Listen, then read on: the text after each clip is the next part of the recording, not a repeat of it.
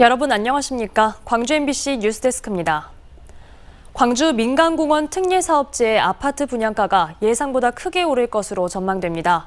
분양가 산정이 처음으로 진행된 신용공원의 경우 당초 분양가보다 무려 40%가량 오른 가격이 제시됐습니다. 다른 공원 사업지구도 분양가 인상이 불가피할 걸로 보입니다. 송정근 기자의 보도입니다. 민간공원 특례사업 10개 사업지구 가운데 추진 절차가 가장 빠른 신용공원의 분양가가 당초 계획보다 대폭 치솟았습니다. 분양가를 올려달라는 사업자의 요청이 타당한 지 광주시가 전남대 산학협력단에 용역을 의뢰했는데 3.3제곱미터당 1,450만 원으로 올리는 게 타당하다는 결과가 나왔습니다. 잠정 분양가였던 1,020만 원보다 무려 40%가량 인상된 가격 책정입니다. 토지 보상비와 금융비용, 원자재값 인상이 분양가를 끌어올리는 요인으로 작용했습니다. 주변 아파트 시세를 고려한 주택도시보증공사가 승인해준 분양가는 이보다 높은 1,540만 원이어서 분양가 인상은 불가피해졌습니다. 분양가 상승의 여파는 나머지 9개 민간공원 특례사업지구에도 영향을 줄 전망입니다. 2019년 광주시와 협약을 맺을 당시 중앙1지구를 뺀 9개 사업지의 평당 분양가는 1,000만 원에서 1,500만 원가량이었습니다. 신용공원 용역 결과를 기준으로 다른 공원의 상승분을 계산해보면 최고 2,100만 원까지 분양가가 오를 것으로 보입니다. 인건비 인상 등으로 분양가가 일부 인상되리라고 예상을 했지만 이렇게 대폭적으로 인상되는 부분들은 향후 분양시장에 또 미치는 영향들이 있기 때문에 광주시에서는 여러 가지 좀 검토를 해서 분양가 인상이 사업자들의 이익으로 돌아가지 않게 광주시와 광주시의회는 관리 감독을 철저히 할 계획입니다. 특히 공원별로 정해진 최고 수익률을 초과하는 이익금이 발생하게 되면 이를 환수해 공원 조성에 투입할 예정입니다. 도시공원 특례사업은 초과이익 환수제도를 정하고 있기 때문에 그 초과된 이익은 다시 우리 시민들의 공원 사업으로 되돌려주는 사업이기 때문에 분양가 상한이 그 기업의 이익으로 직결되는 것은 아닙니다. 신용공원의 분양가는 도시계획위 심의를 통해 최종 결정되는데 나머지 공원들도 분양가 상승을 요청할 것으로 보여 광주시와 업체 간 신경전이 계속될 수밖에 없습니다. 올해 하반기부터 차례로 민간공원 특례사업 아파트 분양이 시작될 예정이었지만 분양 시기가 사실상 내년으로 넘어가는 것 아니냐는 전망이 나오고 있습니다. MBC 뉴스 송정근입니다. 액화탄산가스의 시장 공급량이 줄면서 조선업계에 불똥이 튀고 있습니다. 선박 용접에 필요한 가스를 구하기조차 어려워지는 건데 당장 이렇다 할 대책을 마련하기도 쉽지 않은 상황입니다. 박종우 기자가 취재했습니다. 대불 국가산업단지의 한 선박 의장품 제조업체. 한창 용접 불꽃이 튀어야 할 때인데 한산하기만 합니다. 용접에 쓰이는 가스, 액화탄산가스가 거의 남아있지 않기 때문입니다. 5톤 용량의 탱크에 평소 절반가량 액화탄산가스를 비축하고 있었지만 가스 공급이 원활하지 않아 공장 문을 닫는 날까지 생기고 있습니다. 급격히 이제 탄산가스 공급이 줄어들면서 실질적으로 용접을 할 수 없는 그런 상황까지도 발생. 액화탄산가스가 부족해진 주 원인은 석유화학업체들이 지난 3월부터 6월까지 공장 정비에 나서면서 가스 생산량이 줄어들었기 때문입니다. 더불어 여름철 식료품 택배에 쓰이는 드라이아이스의 원료 상당량이 집중되면서 공장에서 쓸 용접용 탄산가스가 부족해졌습니다. 대불 산단에서만 200여 개 업체가 탄산가스를 구하지 못해 용접에 차질을 빚고 있습니다. 가스 공급이 계속 지연될 경우 대불 산단 공장 운영 중단이 불가피해 보입니다. 대불 산단에서 필요한 탄산가스는 하루 평균 50톤인데 공급량은 하루 6톤 수준, 수요의 8분의 1 수준에 그치고 있기 때문입니다. 저희가 일주일에 받던 게 거의 일주일에 5차 내지 6차.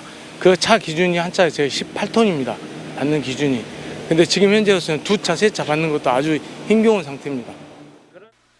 조선산업이 호황기로 접어들었다지만 인력이 없어서 또 용접용 가스가 없어서 조선업계는 마음만 졸이고 있습니다. MBC 뉴스 박종호입니다. 순천의 한 아파트 단지 옥상에서 5살 남자아이가 떨어져 숨졌습니다. 사고가 난 옥상에는 펜스가 설치돼 있었지만 비교적 아이가 딛고 오르기 쉬운 가로형 펜스였던 것으로 드러났습니다. 강서영 기자입니다. 순천시 왕지동의 한 아파트 단지. 어제 낮 12시 20분쯤 23층 높이의 이 아파트 옥상에서 5살 남자아이가 떨어졌습니다. 아이는 출동한 구급대에 의해 병원으로 옮겨졌지만 숨졌습니다. 아니 구급차는 왔다고 그래. 구급차가지고 뭐 심폐 그래가지고. 경찰 감식 결과 옥상에 설치된 펜스에선 숨진 아이의 발자국이 발견됐습니다. 경찰은 이를 토대로 아이가 옥상의 펜스를 직접 밟고 오르다 추락한 것으로 보고 있습니다. 사고 현장에는 오르기 어려운 세로형이 아닌 촘촘한 가로형 펜스가 설치돼 있었습니다. 보시는 것처럼 사고가 난 난간은 아이가 딛고 오를 수 있는 가로 모양입니다. CCTV를 확인한 경찰은 사고 당시 60대 베이비시터가 짐을 옮기느라 분주한 사이 아이가 홀로 옥상으로 이동했다고 밝혔습니다. 소방법상 일정 규모 이상의 건물은 신속한 화재 대피를 위해 옥상 출입문을 열어두도록 하고 있는데 사고 현장의 옥상 출입문도 열려 있었습니다. 제가 계속 몇 번 저희가 열어놓으니까 얘가 열어서 아기가 놀고 있더라고요. 경찰은 사고가 수습되는 대로 관계자 등을 불러 정확한 사고 경위를 조사할 예정입니다. MBC 뉴스 강서영입니다.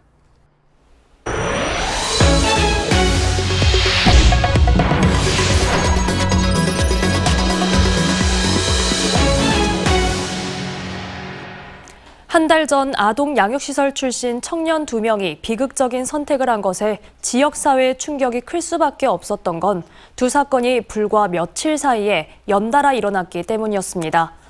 취재진이 아동복지 분야 관계자들을 만나보니 언론에 알려지지만 않았을 뿐 이런 소식은 평소에도 드물지 않게 들려오고 있었던 것으로 나타났습니다. 이다현 기자의 보도입니다. 사회적 기업을 운영하며 자립준비 청년들을 지원하는 김성민 대표. 김 대표에겐 지난달 알려진 광주 청년 2명의 비극적인 선택이 낯선 이야기가 아닙니다. 사실 저한테는 이게 특별한 일은 아니에요.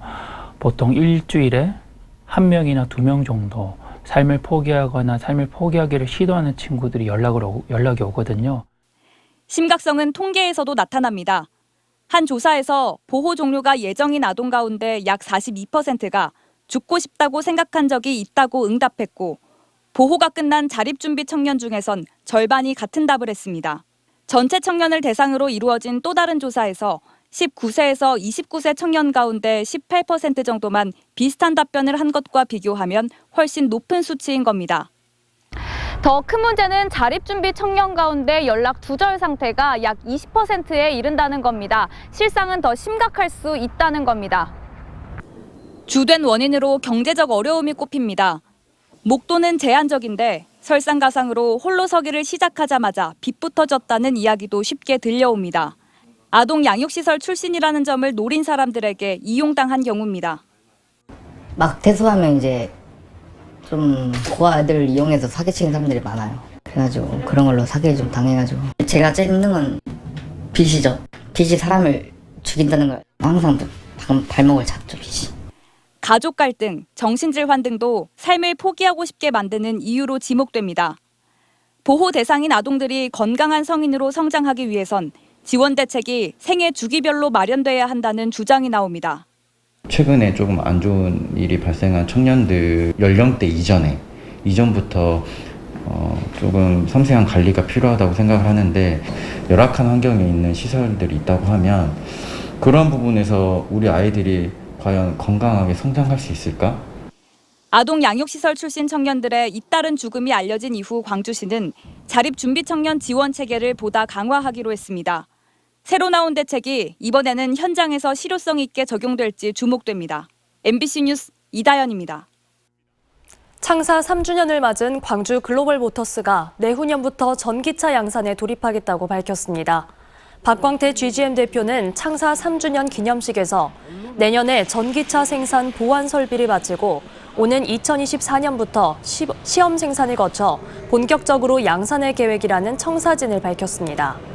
GGM은 또 당초 계획보다 전기차 생산 일정을 최대한 앞당겨 친환경차 중심의 시장 흐름에 적응하고 국내 경차 시장의 한계를 넘어선다는 전략입니다.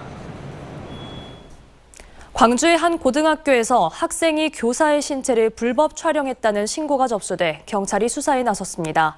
광주 광산경찰서에 따르면 지난 5일 오후 5시쯤 광산구의 한 사립고등학교에 재학 중인 남학생이 교탁에 휴대전화를 숨겨 수업 중이던 여교사의 신체 일부를 촬영했다는 학교 측의 신고가 접수됐습니다. 경찰은 휴대전화를 확보해 불법 촬영 여부를 확인한 뒤 가해자로 지목된 학생을 불러 정확한 경위를 조사하고 있습니다. 학교 수업을 마친 뒤 잠적한 10대 여학생이 2달째 연락이 끊겨 경찰이 수사에 나섰습니다. 광주 서부경찰서는 지난 7월 18일 오후 6시 50분쯤 여중생이 학교에 휴대전화 등 소지품을 두고 집으로 들어오지 않자 아버지의 신고를 받고 이 학생의 소재를 파악하고 있습니다. 경찰은 이 학생이 광주터미널에서 버스를 타고 대전으로 향한 것을 CCTV로 확인했으며 휴대전화와 컴퓨터의 디지털 포렌식 작업을 통해 정확한 실종 경위 등을 조사할 예정입니다. 서해지방해양경찰청이 마약류 관리에 관한 법률 위반 등 혐의로 태국 국적의 30대 불법 체류자 등 12명을 붙잡아 구속했습니다. 이들은 지난해 10월부터 최근까지 마약 밀수와 공급책으로부터 필로폰 등을 매수해 국내에 불법 체류 중인 수산업 종사 외국인들에게 판매하거나 투약한 혐의를 받고 있습니다. 해경은 이들이 양식장 주변 해안가 습지에 천여 명이 동시에 흡연할 수 있는 양의 대마를 몰래 재배해 흡연하는 등 추가 범행이 확인돼 수사를 확대하고 있습니다.